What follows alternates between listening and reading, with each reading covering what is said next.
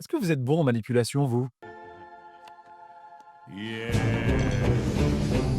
Est-ce que vous pensez être capable d'obtenir une information confidentielle de quelqu'un qui ne voudrait pas vous la donner? Sans le torturer, évidemment, hein. Non, juste en lui faisant dire à son insu. Est-ce que vous pensez que vous seriez capable de faire dire quelque chose à une IA qu'elle n'est pas censée vous dire? Voici un jeu pour tester vos capacités de manipulation et de hacker. Il y a une société de cybersécurité qui s'appelle Lakera qui a mis en ligne un petit jeu qui veut tester la capacité d'une IA à protéger un mot de passe qu'elle est censée garder confidentiel, afin tout simplement d'explorer les limites de sécurité de cet outil. Parce qu'il faut bien comprendre comment fonctionnent les IA, elles fonctionnent avec des garde-fous. En fonction des usages des utilisateurs de l'IA, des managers humains vont bloquer certains mots, certains usages de cette même IA. On veut éviter que ces outils répondent à des requêtes normalement interdites par les créateurs. Et je vais pas vous faire un dessin sur les requêtes interdites, ça peut aller de me générer une image pédopornographique à m'apprendre à construire une bombe. Vous comprendrez pourquoi c'est interdit avant de crier à la censure. On revient à notre petit jeu donc qui s'appelle Gandalf.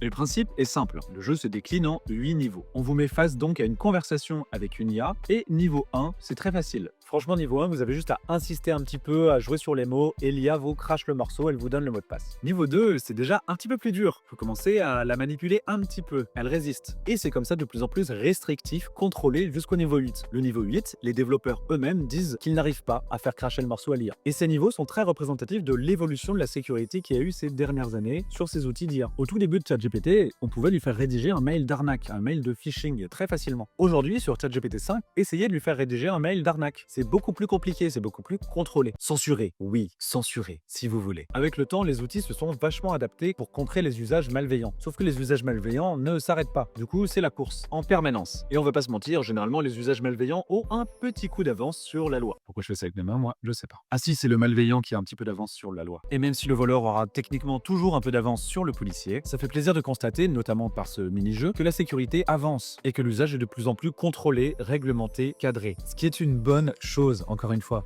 Il y en a marre des fans de dérégulation là. Pour les nouveaux, je m'appelle Simon et j'aide à décrypter les actualités autour des nouvelles technologies et de l'IA. Suis-moi si tu veux mieux comprendre ton époque et simplifier ta vie. À demain pour une autre histoire.